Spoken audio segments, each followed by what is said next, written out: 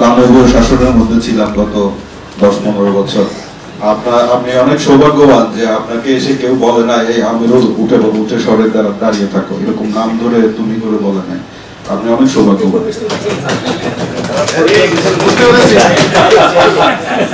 আমরা স্যার এই যন্ত্রণার মধ্যে দিয়ে পার হয়েছি। আমি স্যার একটা পয়েন্টে কথা বলতে চাই। সরকারি প্রতিষ্ঠানের দুর্নীতি তো আপনারা দেখবেন বা যারা ক্ষমতা আছে তারা দেখবে, কিন্তু গণমানুষের দুর্নীতির বিষয়ে আমরা গণমানুষের আমরা নাগরিক হিসেবে আমাদের দাবি আছে। কুমিল্লার 3টি প্রতিষ্ঠান 15 বছর ধরে লুট হয়েছে। কুমিল্লা টাউন, কুমিল্লা বীরচন্দ্রনগর মিলনায়তন, ডায়াবেটিক হসপিটাল এবং অন্ধ কল্যাণ সমিতি। এই 3টি প্রতিষ্ঠান গণমানুষের সম্পত্তি। এই গণমানুষের সম্পত্তিগুলি 15 বছর ধরে যারা লুট করবে তাদেরকে আইনের আওতায় আনতে হবে এবং এটা তদন্ত করে দেখতে হবে তারা কিভাবে লুট করেছে।